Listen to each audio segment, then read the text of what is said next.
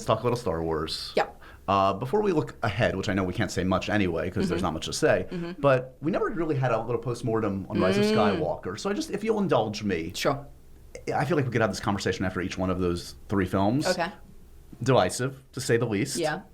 You were feeling very confident. Everybody felt very confident. JJ was confident. Were you surprised by how divisive it was, the reception to it?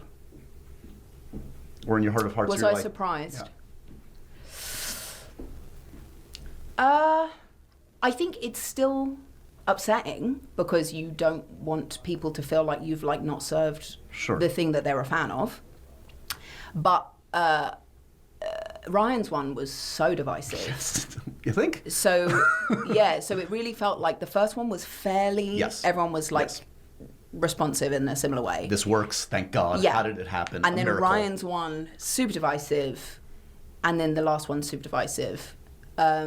It's interesting that she really singled out The Last Jedi.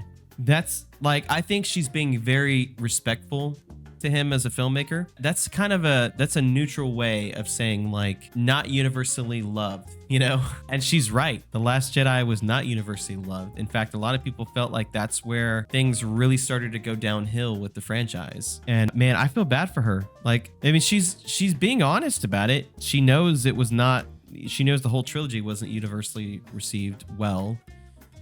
So I admire her for like admitting that, not shying away from that. You know, it's a tricky thing. The last one didn't do anybody any favors. Well, it probably makes it bittersweet because like you're saying goodbye to this amazing period of your life. And you want to go. It didn't change how I felt about it. Right. You had the experience. You love these people. And what was strange is literally before I had breakfast with Kathy last year, I had already been on set because we were making Magpie right after Sundance. And I had like 5 people come up to me and go, are they going to do any more with you? Like, and it was really strange, like in the sort of 6 to 8 months before that, the way with which I was being greeted by people's response to it was quite different than it had been. Right. And I think just time had passed and it didn't feel so like immediate. It was, yeah. And so that was what was really strange because people would like talk to me about it. I was like, no, I don't think so. I don't think so now. Yeah. And then it happened. The one specific thing I wanted to ask about for the Rise of... I feel bad for her because like I don't think she did anything wrong. She gave it her best. She was a pretty unknown actress going into The Force Awakens, and she was handpicked by J.J. Abrams. And you look at her audition tape, and dude, she's phenomenal. She's absolutely phenomenal. There's a reason why she was picked. I think we forget that sometimes. Like, there's a reason why Daisy Ridley beat out all these other actresses. Now, I'm not saying those other actresses were not good choices, and I'm not saying nobody else could have done the job. I don't know. Maybe nobody else could have. I mean, sometimes the character is impossible to separate from that particular actor. You know, it's like, this is why I refuse to accept anybody else as Han Solo. This is why I had such an issue with the Han Solo film. I have since become open to the idea of like them recasting him and Luke and Leia if they wanted to show more adventures with them, like post Return of the Jedi. I think I'm actually okay with that at this point. But Daisy Ridley, she did a really good job. It's just that the writing wasn't really good. The directing wasn't really good. And like, they didn't know what to do with her character. You know, I feel bad for her. Like this isn't right. You know, she deserves better than this. Everybody does. I appreciate her candidness about it. Okay, so I think we're here. I think this is the moment about the big question. Skywalker, where were you at on the kiss moment? Were you like, this is going to work, or like, are we really doing this?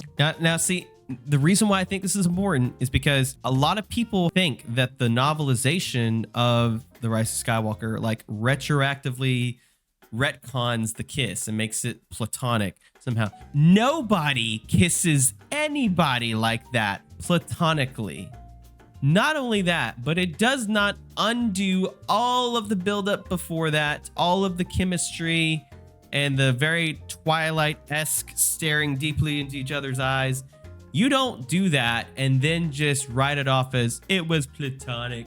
Now, I will say the writer of the novelization is not a Reylo, And I don't understand that personally, but she also made fun of people who make light of the fact that she wrote it that way. I think she could have written it in a way that was more clear, but even that one sentence does not undo this romantic angle to it. I mean, y'all, I'm always going to consider the film to be a better depiction of the canon event than the novel. Like, I'm sorry. I love a lot of the Star Wars novels, but the films are what the franchise is built on. So like, I don't care if somebody came along and wrote this very vague description of a kiss that was clearly romantic in nature, and people use that as ammunition to attack Reylo and say, oh, look, even the writers don't agree with you. Reylo isn't canon. Shut your face. You don't know what you're talking about. Anyways. Well, we did one without. Yeah. Yeah, I think it would have been way less cool without the kiss. Where was I with it? And do you remember where Adam was? Like, was everybody in sync? Like, okay, like, or we're just gonna try this. If it works in the edit, great. Adam had to like rap and literally got up from that scene, which was like so emotional, and everything was like, "Bye guys, I'm going to New York." So that was. Yeah, he literally kissed you off. But yeah, he was like, "See you later." Yeah. I felt like it felt earned. Yeah. And what was interesting. Earned. Listen to that. It felt earned. Take that, you haters. Again, I think it's like intentionality. My feeling in that moment was it was a goodbye. Yeah. So that felt earned. Because, I mean, you could call a kiss 1,000 things. Yeah, because in a sense, you're saying goodbye to this character and you're saying goodbye to the series and the trilogy and all that. I mean, she really thought it was goodbye permanently. So in a sense, she's saying goodbye to Adam because she doesn't expect him to come back. In a sense, she's saying goodbye to Ben Solo because the character is dying moments after. In a sense, she's saying goodbye to the franchise because this is the finale. There's many meanings to that. And she said, you can call a kiss 1,000 things. Well, okay, so romantic is one of them. I mean, there's been scenes in films where a female character has kissed a male character or something like that. And it's like, you can tell that it's just like, they're just like, thank you. Like, especially if the character saved them or something like that. That's a kiss of gratitude. It may or may not be romantic, but that kiss, my goodness, it's like the longest kiss in Star Wars history. I'm pretty sure. I'll have to do my research, but that kiss is like 10 seconds. And man, the way they squeezed in each other, like that, dude. I don't know if you ever kissed anybody, but when I kiss my wife, man, I kissed her good. He kissed her long and good. You know, that's like when I think of the Reylo kiss, I think of that scene in The Sandlot. He had kissed a woman. He kissed her long and good. It's like, yes, Ben Solo has seen The Sandlot. But I felt like it was a goodbye. And that whole scene felt so emotional. And I felt like I was saying goodbye to the job. And, oh my God, yeah.